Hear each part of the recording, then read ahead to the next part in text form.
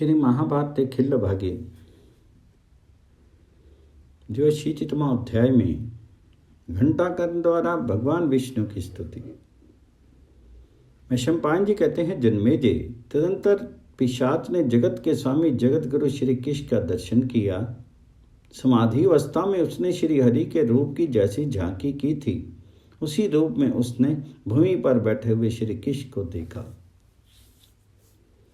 उन्हें देखते ही वह मांस भक्षी पिशाच बोल उठा, ये ही विष्णु हैं, ये ही विष्णु हैं, क्योंकि समाधि में वे मुझे जिस रूप में दिखाई दिए थे उसी रूप में यहाँ भी उनका दर्शन हो रहा है।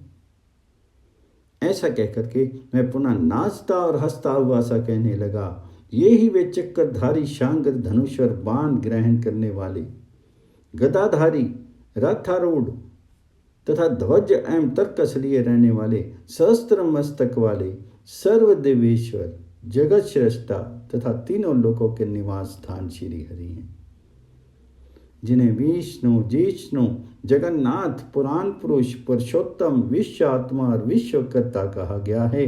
वे सनातन परमात्मा यही हैं।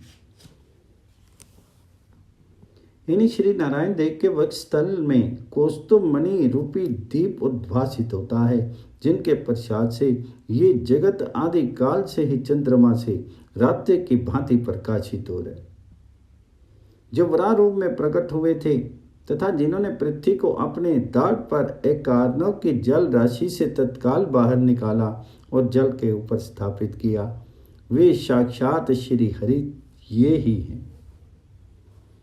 उग्र पुरुषार्थ वाले दानव बलि को बलपूर्वक बांध करके इन्हीं वामन रूपधारी श्री हरि ने देवराज इंद्र को त्रिलोकी का राज्य अर्पित किया। उस समय प्राचीन महर्षियों ने भक्ति भाव से इनकी स्तुति की थी। इन्हीं जनार्दन ने विकराल दाढ़ वाले महान नरसिंह रूप होकर के रणभूमि में दानवों को मारा और समस्त संसार को शोक रहित कर दिया, जिन्होंने आदिकाल में एक ही हाथ से मंदराचल को धारण किया और महासागर के तट पर समस्त असुरों को परास्त करके इंद्र को अमृत प्रदान किया। वे ही ये साक्षात महाविष्णु यहाँ मेरे निकट विराजमान हैं, जो प्रलय काल में कार्णव के जल में मधुर कैटव नामक दो भयंकर दानवों का वध करके शेषनाग की सुखदायिनी शैया पर लक्ष्मी देवी के साथ शयन करते हैं। वे भगवान विष्णु यही हैं। देवता जिन्हें सबका आदि जगदीश्वर, सबका धारण पोषण करने वाले, अजन्मा जन्मदाता, अनु से भी अत्यंत अनु, परम महान, स्थूल से भी स्थूलतम हरि एवं विष्णु कहते हैं, वे ये ही हैं। लोक का संहार प्राप्त होने पर यह सारा विश्व जिनमें ही स्थित होता है तथा सृष्टि के प्रारंभ में जिनसे इनकी उत्पत्ति हुई है, वे ही ये भगवान विष्णु यहाँ विराजमान हैं। जिन जनार्दन की इच्छा से ये सारा जगत अपने आप कर्मों में प्रवृत्त हुआ है और हो रहा है, वे शिव स्वरूप पुरुषोत्तम विष्णु ये यादवेश्वर श्री कृष्ण ही हैं, जो यहाँ मेरे पास आए हैं। जब भृगुकुल में उत्पन्न होकर के जन्म जामदागन्य के नाम से विख्यात हुए तथा मृग व्याध नामक रुद्र देवता का शिष्यत्व ग्रहण करके स्थित हैं, महादेव जी के शिष्य भूत जिन परशुराम जी ने महासमर में कुठार नामक शस्त्र द्वारा बलवान कृतवेद कुमार शस्त्रबाहु अर्जुन को, जो हाथी घोड़े और रथों की सेना साथ लेकर के चढ़ आया था, बलपूर्वक मार डाला, तत्पश्चात कुरुक्षेत्र में आकर के जिन्होंने पितरों का श्राद्ध कर्म संपन्न किया और 21 बार इस जगत को क्षत्रियों से सूना कर दिया, वे यही भगवान श्री कृष्ण हैं। तदंतर जनार्दन देव रघुकुल में उत्पन्न हो राम नाम से विख्यात हुए। सीता नाम वाली लक्ष्मी देवी के साथ इनका संबंध स्थापित हुआ। इनके छोटे भाई लक्ष्मण सदा इनके ही अनुगामी बने रहे। ये बड़े पुण्य आत्माएं विद्वान थे। इन राम रूपधारी जनार्दन ने समुद्र में सेतु बांध करके अपने शीघ्रगामी बाणों द्वारा राक्षस राज रावण का वध किया। और विभीषण को राज्य देकर के 10 अश्वमेघ यज्ञों का अनुष्ठान किया, वे ही ये राम स्वरूप विष्णु यहाँ उपस्थित हैं। तदनंतर वे हरि श्री वासुदेव कुल में उत्पन्न होकर के वासुदेव नाम से विख्यात हुए और गोकुल में भांति भांति की लीलाएं करने लगे। उस समय उनके बड़े भाई बलराम उनके सहायक थे। जब वे शिशु रूप धारण करके खाट पर उतान सोए हुए थे, उस समय उन जनार्दन ने पूतना के दिए हुए दुग्ध को पी करके उस दानवी को तत्काल प्राणहीन कर दिया। फिर वे श्री हरि वहाँ सुखपूर्वक रहने लगे। जब कुछ बड़े हुए तब दूध पीते हुए छिप करके दही और माखन के लौंदे खा जाते थे। तब तक एक रोष में भरी हुई मैया यशोदा ने उस भगवान विष्णु की कमर में दृढ़तापूर्वक रस्सी बांध दी। उस दृढ़ बंधन से बंधे हुए उन दामोदर ने जुड़वे अर्जुन नामक वृक्षों को तोड़ डाला। गोकुलवास में रहते हुए बाल रूपधारी श्री हरि गोपियों के साथ खेलते हुए कभी उनका दूध पीते, कभी मुख का आस्वादन कर लेते थे। वृंदावन में गोकुलवासी गोपों के साथ रहते हुए श्री हरि वहाँ अश्व रूपधारी केशी का वध करके सूर्य के समान शोभा पाने लगी।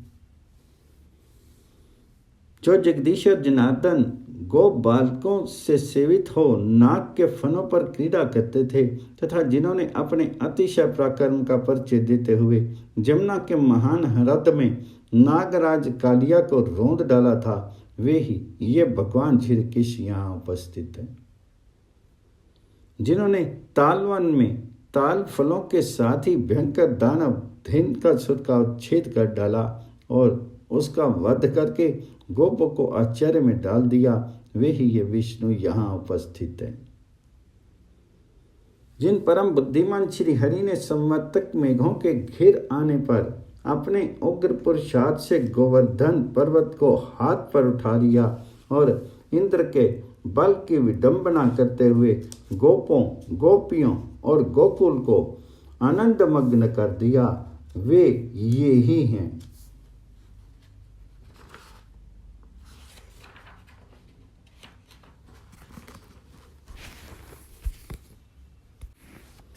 माया से मनुष्य रूप धारण करने वाले जो परमेश्वर श्री हरि गोपियों के वक्षस्थल पर उनके अधर अमृत का पान करते हुए इच्छा अनुसार क्रीड़ा करते थे, ये वे ही हैं जो केशव रात्रि के समय वृंदावन के एकांत प्रदेश में गोपियों के साथ उनके मुखारविंद का आस्वादन करते हुए सुखपूर्वक सोते थे और कामी पुरुषों के समान कांता प्रेसी के अधर पल्लव रस का पान करते हुए उन गोपांगनाओं के वक्षस्थलों पर ही शयन करते थे। वे प्रभु यही कंस के बुलाने पर अक्रूर जी के साथ जाते हुए जिन श्री हरि का जमुना जी के जल में प्रकट हुए नागलोक में पूजन किया गया था और अक्रूर ने ये बात प्रत्यक्ष देखी थी, वे ही ये भगवान श्री कृष्ण विराज रहे हैं। तत्पश्चात मथुरा के मार्ग पर चलते हुए बलराम सहित सर्वसमर्थ बलवान जनार्दन श्री हरि ने उस उग्र स्वभाव वाले धोबी को बलपूर्वक मार करके उसके हाथ से वस्त्र छीन लिए और उन्हें धारण करके मथुरापुरी में प्रवेश किया। आगे जाकर के उन्हें बहुत से फूलों के हार प्राप्त हुए। तब इच्छा अनुसार वर देने वाले उन यदुनाथ ने माली को महान वर प्रदान किया। फिर कुब्जा से सुगंधित अनुलेप पा करके उन्होंने शीघ्र उसे परम सुंदर रूपवती बना दिया। जिन्होंने कंस का विशाल धनुष हाथ में लेकर के उसे बीच में ही तोड़ डाला और प्रलय काल के महान मेघ की भांति गंभीर स्वर से सिंहनाद किया। तत्पश्चात कोल्यापेड़ नामक प्रचंड रूप वाले भयंकर हाथी को मार करके उनके दांत हाथ में लिए उग्र पराक्रम भगवान केशव कंस को भय देते हुए रंगशाला में नाना प्रकार से नृत्य करने लगे। जिन्होंने शत्रुहंता चानूर नामक महामल्ल को कंस के सामने ही मार करके यादवों को आनंद प्रदान किया, वे ही वे श्री हरि यहाँ उपस्थित हैं। इसके बाद उन हरि ने अपने पिता के साथ द्वेष रखने वाले शत्रु पक्ष घाती यादव नामधारी कंस को मार डाला और उनके राज्य पर उग्रसेन को स्थापित करके वे विद्या अध्ययन के लिए सांदीपनी मुनि के समीप के, जिनका जन्म काश्य गोत्र अथवा काशी जनपद में हुआ था, परंतु जो अवंतीपुरी में रहते थे, उनसे संपूर्ण विद्या पा करके उन महामुनि को उनका मरा हुआ पुत्र वापस दे वे बड़े भाई बलराम सहित शीघ्र ही यादवों की राजधानी मथुरापुरी को लौट गए। परम बुद्धिमान जगतपति जनार्दन ने निशंब और नरकासुर का वध करके राक्षसों का घोर संहार मचा करके ब्राह्मणों, मुनि समूहों, वीर समुदायों, समस्त देवताओं तथा जगत की रक्षा की। वही ये भगवान विष्णु जनार्दन आज मुझे दिखाई दिए हैं। उनके दर्शन से मैं कृतकृत्य हो गया, मुझे सायुज्य मोक्ष मिल गया। जिसने साक्षात श्री हरि का दर्शन कर लिया, मुक्ति उसके हाथ में आ जाती है। यहाँ ये साक्षात श्री हरि प्रत्यक्ष विद्वान है। निश्चय ही पहले जन्मों में मेरे द्वारा धर्म का संचय भी हुआ ही है, जिसके फल का उदय हुआ है, जिससे मुझे इनका दर्शन प्राप्त हो रहा है। मैं सदा पुण्य आत्मा हूँ, मेरे संसार बंधन का नाश हो गया। मैं इन्हें कौन सी वस्तु उपहार में दूँ तथा इस समय इनसे क्या कहूँ? विष्णु, मैं आपकी क्या सेवा करूँ? आपकी जैसी इच्छा हो उसे आज प्रकट कीजिए। वैशंपायन जी कहते हैं, जन्मेजय, ऐसा कहकर के पिशाच बारंबार जोर जोर से गर्जना करने लगे। उसने विकट अट्टहास किया, फिर वह नृत्य करने लगा। नरेश्वर, वहाँ भगवान श्री कृष्ण के सामने ही वह यादवेश्वर केशव कृष्ण हरे आपको नमस्कार है, नमस्कार है, ऐसा कहकर के नाना प्रकार से नृत्य करने लगा। इस प्रकार से महाभारत के खिल्लबाग हरिवंश के अंतर्गत भविष्य पर्व में श्री कृष्ण की कैलाश यात्रा के प्रसंग में घंटाकर्ण द्वारा भगवान का स्तुति विषयक 82वां अध्याय पूर्ण हुआ।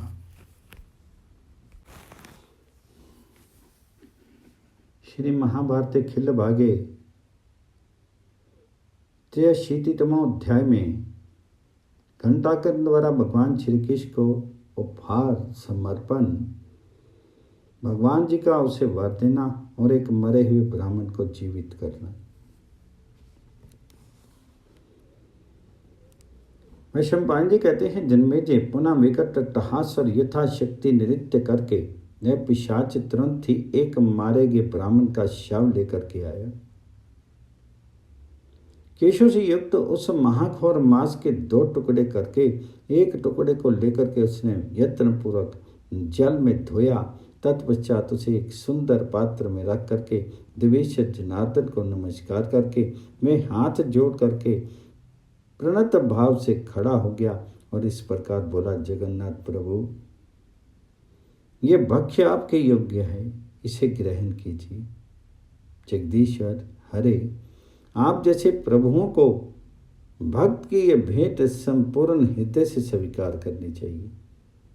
विष्णु, हम भक्ति भाव से आपके प्रति विनम्र हैं। इस विषय में आपको कोई अन्यथा विचार नहीं करना चाहिए।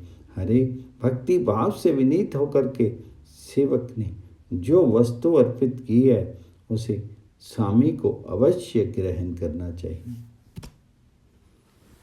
ये तुरंत का मारा हुआ संस्कार संपन्न भक्षण करने योग्य ब्राह्मण का उत्तम शव है। शास्त्र में हम पिशाचों के लिए इसके भोजन का विधान है ही।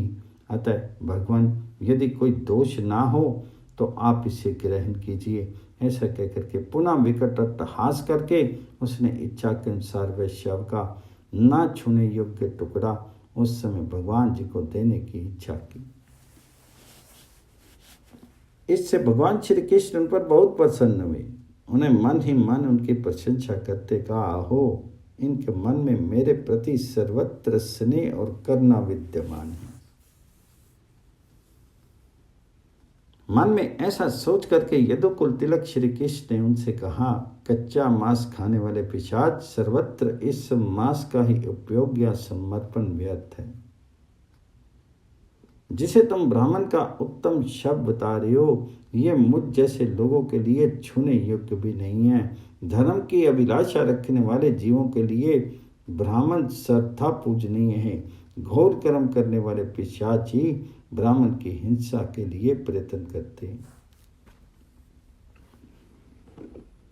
ब्राह्मणों की हिंसा कदापि नहीं करनी चाहिए, क्योंकि वह नरक में ले जाने वाली होती है।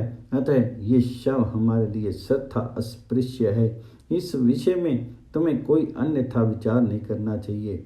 मांस खाने वाले पिशाच, तुम्हारा भला हो। मैं तुम्हारी भक्ति से बहुत प्रसन्न हूँ, क्योंकि इससे मन निर्मल हो जाता है। तुमने मन शुद्धि के लिए यत्न किया है, इसलिए मैं तुम पर प्रसन्न हूँ। मेरे नामों का निरंतर कीर्तन करने से तुम्हारा अंतःकरण शुद्ध हो गया, इसीलिए मैं मन से तुम्हारे ऊपर अधिक प्रसन्न हूँ। ऐसा कहकर के भगवान विष्णु हरि ने उस समय अपने कोमल हाथ से उस पिशाच के सारे अंगों का स्पर्श किया। ऐसा करके उन नारायण देव ने उसे पाप से मुक्त कर दिया। उनके स्पर्श करते ही उस पिशाच का रूप कामदेव के समान कांतिमान हो गया। उसके सिर पर लंबे लंबे घुंघराले केश शोभा देने लगे। भुजाएं बड़ी बड़ी और नेत्र सुंदर हो गए। अंगुलियां समान और सुंदर होगी। नख भी समान रूप से सुंदर दिखाई देने लगे। उसके समान और सुडौल मुख में केवल नासिका ऊंची थी। आंखें प्रफुल्ल कमल के समान मनोहर दिखाई देती थी। अंग कांति नील कमल के समान श्याम थी।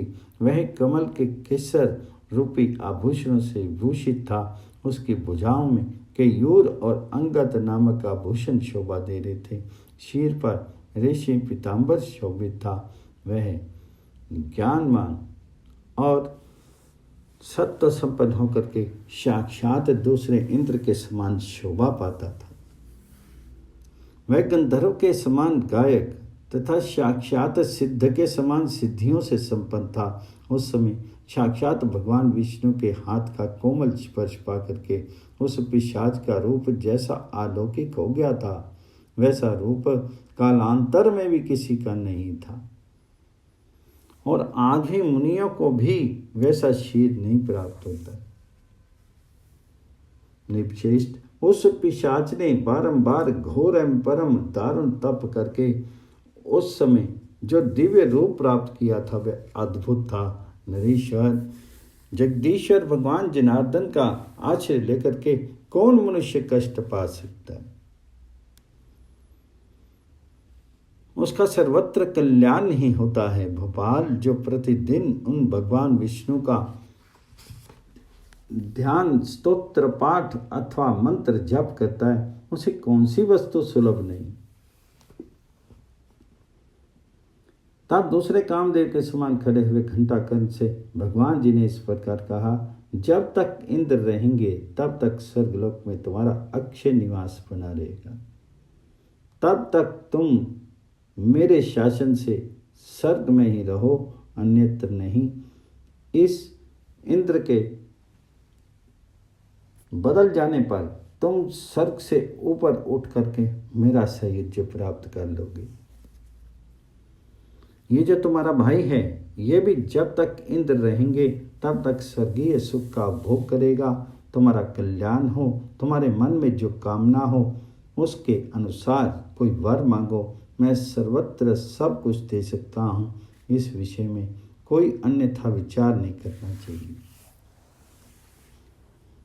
घंटाकर्ण बोला, देव जनार्दन, जो अपने मन को संयम में रख करके हम दोनों के इस समागम के प्रसंग का स्मरण करे, उसकी आपके प्रति अविचल भक्ति हो।